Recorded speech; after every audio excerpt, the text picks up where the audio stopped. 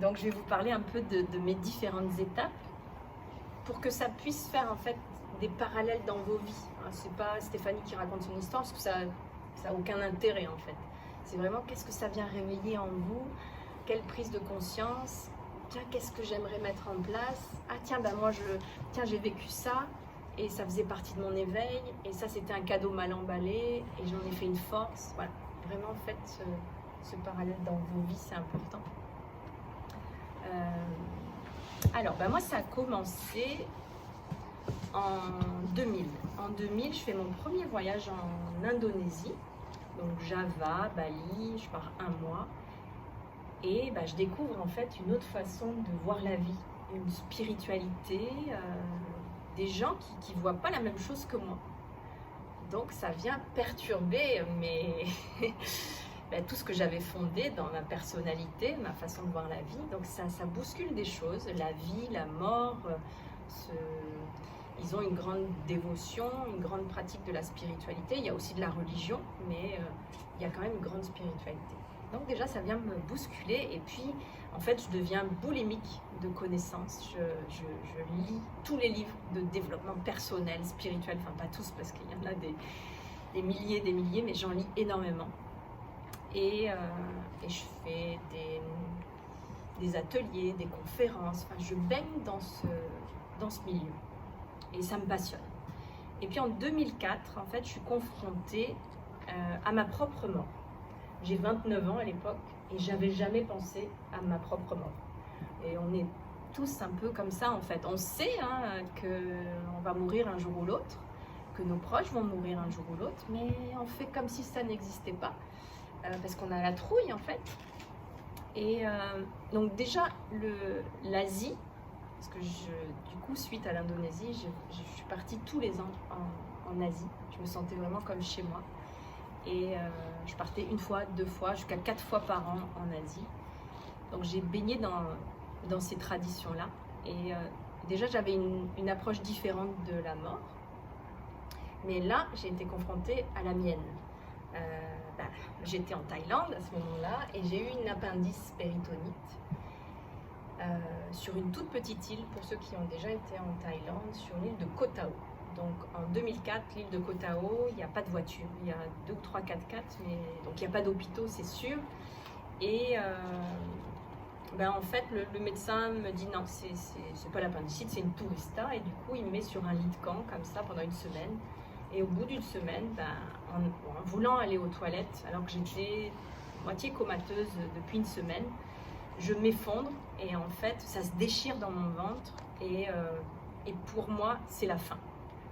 J'ai plus de force dans mon corps, je suis seule, je vois pas comment je peux me sortir de ça. Donc, je fais un cheminement intérieur et je me dis, c'est maintenant. Je trouve ça un peu court. Je me dis merde, je serais bien restée. Moi j'étais bien là, un mois en Thaïlande, je serais bien restée quand même. Mais je suis en paix avec ma propre mort, j'ai pas peur. Je pense à mes parents, à mes amis, à ma famille. Je me dis bon, ça va venir vraiment perturber leur vie. Je me dis j'ai pas d'enfants, donc c'est déjà bien pour eux. Et donc il y a tout un cheminement qui se passe. Et j'accueille pleinement que c'est le moment. Et en fait, là, c'était pas mon heure. Le médecin est arrivé, il m'a porté jusqu'au lit de camp, il m'a examiné et il m'a dit que c'était une appendice péritonite, que c'était vital en fait que je me fasse opérer tout de suite. Et je sais pas d'où est venue cette énergie, mais en fait, il a planté une graine, la graine de l'espoir. Et je l'ai saisie en fait. J'avais trop envie de continuer à vivre et donc je sais pas, ça a été magique. J'ai trouvé de l'énergie pour aller sur l'autre île en fait, l'île de Koh Samui. Donc j'ai marché alors que j'avais une péritonite. Donc je souffrais vraiment, mais je sauvais ma vie. J'ai pris 4 heures de bateau. Enfin bon, bref, je vous passe les détails. Et simplement pour vous donner un peu l'ambiance, c'est que l'anesthésiste m'a demandé si je voulais me faire anesthésier ou pas. Donc j'ai dit oui. Je me suis offert ce cadeau. J'ai dit allez, soyons fous, je prends l'anesthésie. Je pense que c'est pas mal comme choix. Et elle m'a demandé, c'était une jeune femme, elle m'a demandé localement ou entièrement. Et là aussi, j'ai pas réfléchi très longtemps et j'ai dit allez, anesthésie générale. Je crois que c'est bien. Après tout ce que je viens de vivre, je me fais ce cadeau. Et donc ma vie a été sauvée et je suis restée encore 15 jours hospitalisée. Il y a eu plein de rebondissements. Mais en fait, ce qui a été planté en moi, c'est la graine au départ de l'espoir, mais c'est la graine de vie. J'ai reçu comme un bonus en fait pour me dire, attends, si tu es encore en vie, c'est peut-être que tu as des choses à faire. Et puis j'avais envie en fait. Et donc, première étape, je dirais, avant c'était peut-être le réveil, et puis là c'est l'éveil, c'est je suis en vie et je suis heureuse d'être en vie et je veux donner du sens à ma vie. Voilà. Et en plus je suis en paix avec ma propre mort, donc c'est que du bonus, mais en même temps j'ai conscience que j'ai ce ticket pour venir jouer dans la vie et que c'est pas rien. C'est un miracle d'être en vie. Apparemment, ce qui se dit, c'est qu'on a choisi de s'incarner, on choisit nos parents, on choisit notre pays, on choisit à peu près les épreuves qu'on va vivre. Et j'ai pris conscience de ça à ce moment-là. Et puis j'ai continué mon petit bonhomme de chemin, toujours passionnée par tout ça, encore plus. Et en 2011, ce qui devait être le plus beau jour de ma vie, quand on a déposé mon fils Gabriel dans mes bras, premier enfant, en fait ça a été le plus douloureux parce qu'il était sans vie. Son cœur s'était arrêté, il respirait plus, et là c'est les 2 genoux à terre que j'ai posés parce que pour moi ça n'avait pas de sens. Je devais accueillir la vie et j'ai accueilli la mort. Et heureusement que j'avais fait ce travail-là avant, mais là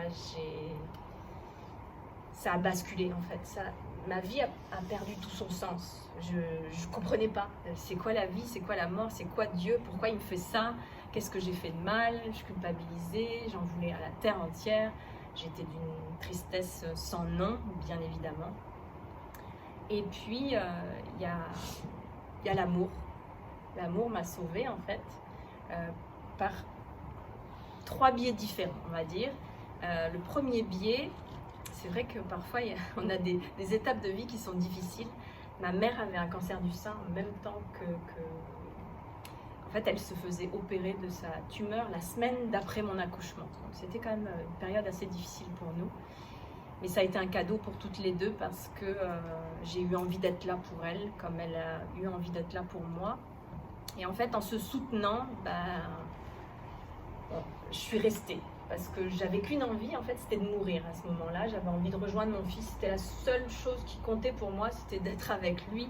Le reste me parlait plus de rien. J'ai plus envie de rien. J'ai envie d'être avec lui. Et voilà. Et puis en fait, clairement, j'ai eu ces 2 choix assez rapidement. Et j'ai choisi le choix de la vie, de l'amour et d'être aux côtés de ma mère. Donc ça a été l'amour, là. L'amour de Gabriel, vraiment cet amour inconditionnel. Et je me suis dit, mais s'il est venu passer ces mois avec moi, c'est pas pour rien. Et puis cet amour inconditionnel que j'ai pour lui, on va en faire quelque chose. Et puis le 3e cadeau d'amour que j'ai reçu, c'est que à ce moment-là, tous mes canaux extrasensoriels se sont ouverts.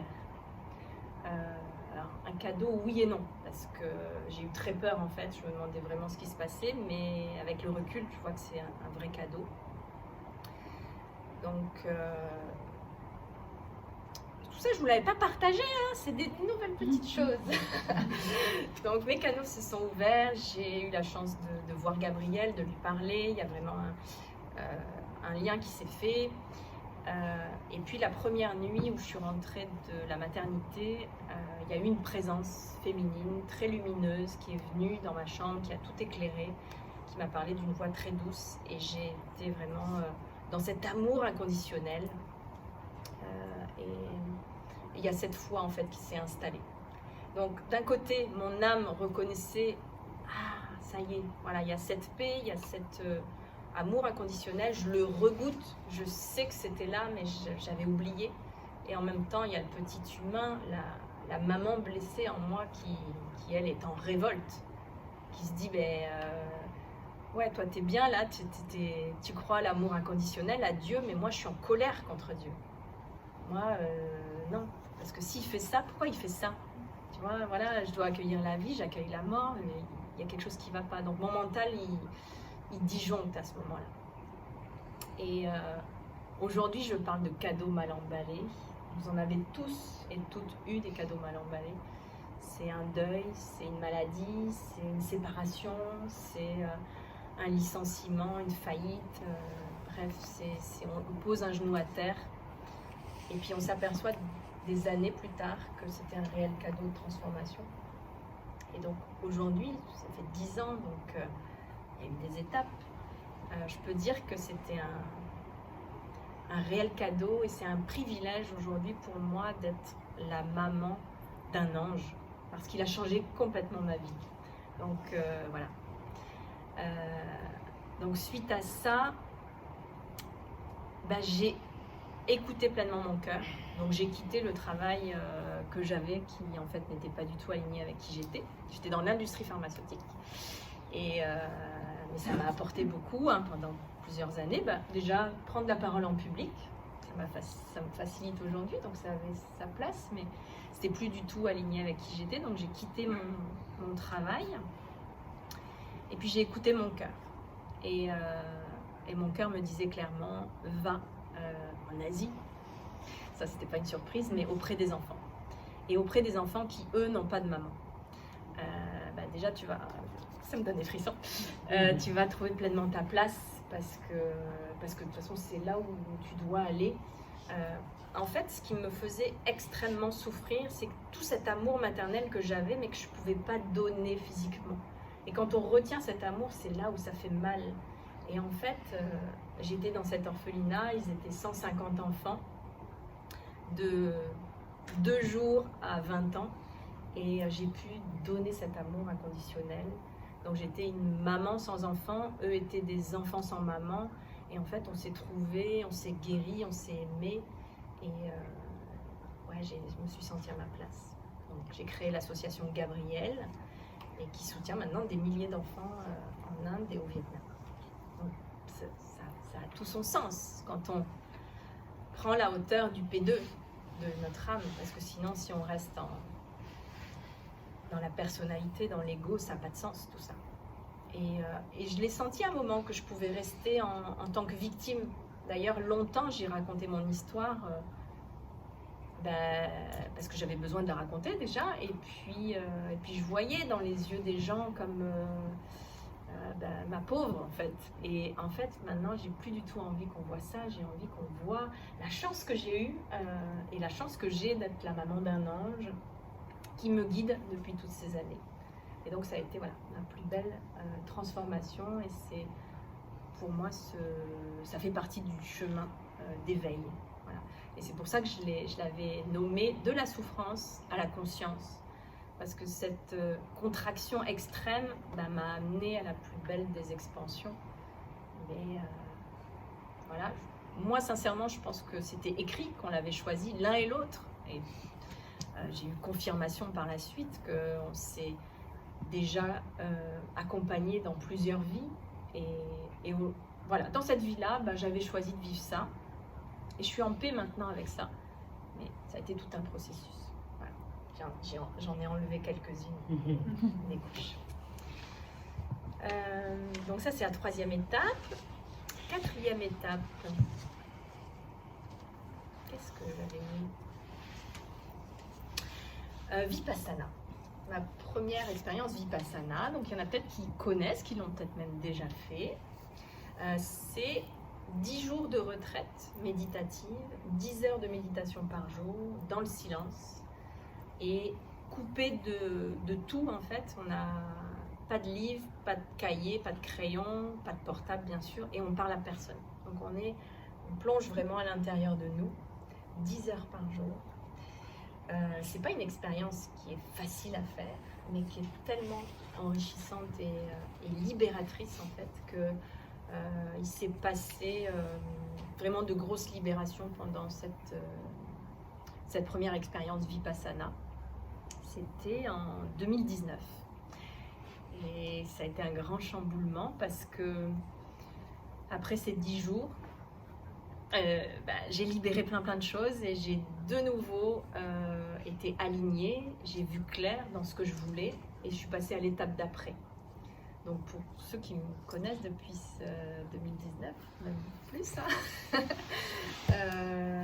j'ai changé encore de vie complètement. Je vous l'ai annoncé le 11/11/2019. Je faisais une conférence pour l'association Gabriel où on regardait un film sur les merveilleuses femmes qui m'avaient accompagnée au Vietnam. On avait vécu un voyage initiatique et humanitaire très fort. Véronique était là. Et en fait, j'ai annoncé que je changeais de vie. Je partais rejoindre les enfants. Voilà, mon cœur de maman avait envie de s'investir à 100% et d'aller m'installer au Vietnam avec eux. Et de créer la Maison du Bonheur pour qu'on soit ensemble et puis pour qu'il y ait beaucoup d'amour. Parce que les orphelinats que je visite, c'est pas toujours le cas. Il peut y avoir matériellement, ça va, mais après c'est en présence, en amour, en douceur, en tendresse que ça peut manquer. Donc j'avais envie de créer cette maison du bonheur à ce que je vois, en tout cas de la relation maman-enfant. Donc j'ai annoncé que je partais, et donc j'ai vendu toutes mes affaires, j'ai donné, et je me suis retrouvée juste avec un petit sac à dos. Et je suis partie 2020. Mais avant de m'installer au Vietnam, j'ai fait une conférence déjà. J'ai un acte de foi, 150 personnes. Je me suis lancé ce défi, cet acte de foi. Certaines étaient là aussi. Et je suis partie en 2020. Et j'ai commencé par un voyage en Inde. Parce que j'accompagnais de nouveau un groupe. Véronique était là. Non, mais j'ai une carte fidélité. Donc on a été en Inde, on a fait un voyage humanitaire et spirituel. On a été voir Rama. Et en fait, le confinement est arrivé, comme chez vous. Et du coup, je suis restée 4 mois en Inde sans la possibilité d'aller au Vietnam. Et je me suis dit comment je peux contribuer en étant là. Je partais pour ça, pour mettre au service. Je vais mettre au service. Et en fait, très vite, comme les gens n'avaient pas de travail, ils n'avaient pas de nourriture. Et du coup, on a contribué ensemble pour nourrir tous les gens de Fort Kochi où j'étais, dans le Kerala. Donc ça a été une belle épreuve. Mais pour vous dire que cette étape Vipassana, en fait, ça a libéré plein de choses en moi. Je me suis réalignée, j'ai osé faire ce que mon cœur me disait, mon âme. Voilà. Et puis, les 2 dernières étapes d'éveil que j'ai vécues, qui sont très récentes en fait, une autre retraite Vipassana, décidément, je vous conseille cette retraite Vipassana, même si c'est un peu dur, mais c'est bien. J'ai eu ce fameux désidentification de l'ego. J'étais en méditation, déjà depuis plusieurs jours, c'était à la fin du séjour, et j'étais cette présence qui observe son corps, son mental, et je me suis dit, alors je suis pas ni ça, mais ça a été cette première étape on se décolle, et donc j'étais pleinement connectée à mon âme. Voilà. Donc ça c'était en août 2020, donc c'est tout récent. Et puis dernièrement, la dernière étape, et puis après j'arrêterai sur moi, on parlera de l'éveil planétaire et de l'éveil. La dernière étape que j'ai vécue, c'est je faisais une méditation en live sur Facebook, j'en fais régulièrement, surtout depuis le confinement. Beaucoup y participent d'ailleurs, donc merci pour votre présence. Et ce jour-là, j'ai l'intuition, le message qu'il faut que je demande à l'amour de venir parler à travers moi.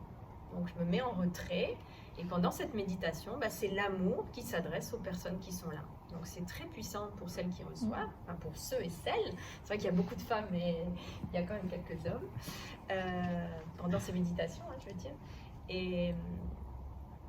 Et du coup, l'amour délivre un message très puissant qui vient nous chambouler, et moi aussi.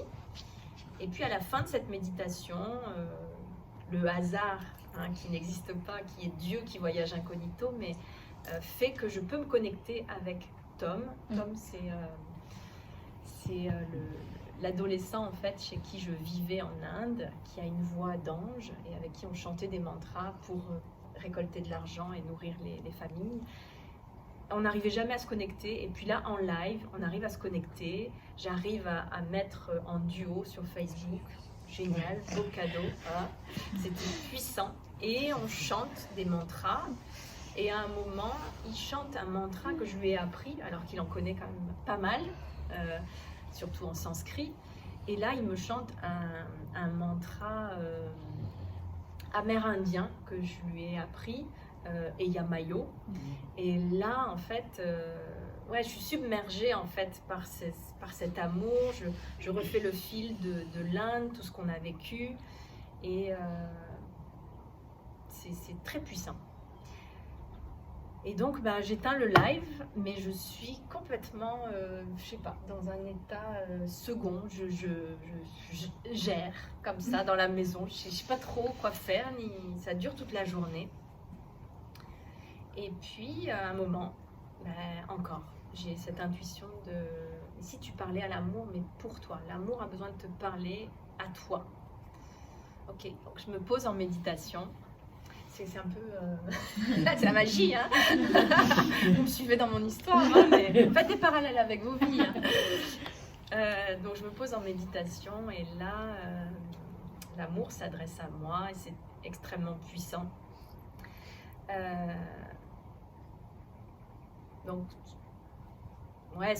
sous la forme pour moi de la mère divine, mais peut-être parce que c'est mes croyances, mais en tout cas, il y a cette puissante énergie qui s'adresse à moi et qui me dit en fait, c'est le temps de la guérison. Et en fait, on t'envoie un petit chaton qui va être une femelle, qui va s'appeler Divine. On te l'envoie dans ta vie pour être dans l'amour inconditionnel et pour arrêter ta solitude. Ça y est, c'est fini. C'est le temps d'arrêter maintenant. Et en fait, on m'invite, et je vois ma petite fille intérieure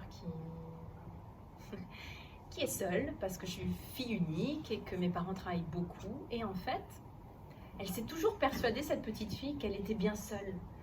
Je suis autonome, je suis indépendante, c'est génial, j'aime être seule et tout ça. Et en fait, là, cette tristesse, elle l'a recouverte par pas mal de couches. Mais beaucoup, beaucoup. Ça tient pas, hein. Ça veut plus revenir.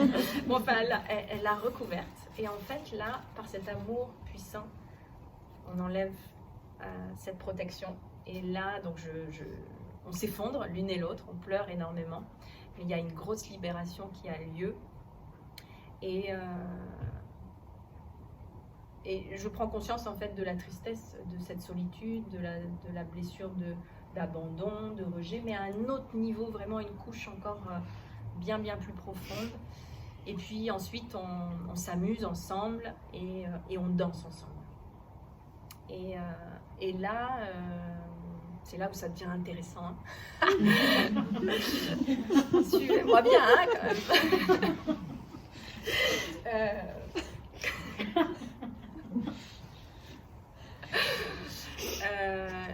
On me fait vivre en fait, défilent devant moi toutes les personnes qui ont croisé mon chemin. C'est magique. Même des personnes que j'avais oubliées qui se mettent devant moi. Et en fait, j'ai le cadeau de voir le divin en eux, de voir la lumière, de voir tout ce qu'ils sont, mais dans leur plus belle... leur plus belle je sais même pas quoi dire. Version, c'est ça, c'est le mot que je cherchais. Leur plus belle version. Et c'est beau, et je pleure des larmes en continu en fait. Et après, on me montre aussi donc l'amour que moi j'ai partagé avec tous les gens qui ont croisé mon chemin. Il y en a pas mal, et beaucoup d'entre vous étaient là. Et ensuite, on me fait goûter à l'amour sous toutes ses formes. C'est-à-dire un parent, la puissance de l'amour pour son enfant, un enfant qui aime sa mère, son père, l'amour du couple, l'amour pour un animal de compagnie, l'amour entre amis. Je vois en fait, je ressens cet amour inconditionnel qui est partout en fait, qu'on partage à chaque instant. Je sens cette unité en fait. Je regoute un petit peu à cette unité, et je nous sens tous unis les uns aux autres, et qu'on n'est pas séparés en fait, et qu'on est venu là pour goûter cet amour. Donc c'est extrêmement puissant. Et on me donne aussi le cadeau de me connecter à la Terre-Mère, de voir la beauté de la Terre-Mère, de pouvoir la remercier, parce que c'est grâce à elle qu'on est en vie, qu'on peut s'incarner, qu'on est vivant. Et puis je m'excuse aussi pour tout le mal qu'on lui fait. Donc c'est une grosse guérison pour moi. Et après ça, c'est difficile parce que j'aurais aimé rester en P2 là, en P2, connectée dans cette unité d'amour, de paix. J'ai envie de rester là, c'est tellement bon. Et donc j'ai un peu cette nostalgie, ce qu'on appelle la nostalgie de l'ailleurs. On aimerait rester connecté à cette source, mais non, c'est incarné sur Terre pour expérimenter cette dualité aussi, où on a l'impression qu'on est séparés, alors qu'on ne l'est pas. Donc je suis revenue depuis, et j'ai envie de matérialiser encore plus ce que j'ai vécu. Et des conférences comme ça en fait partie en fait, de pouvoir échanger.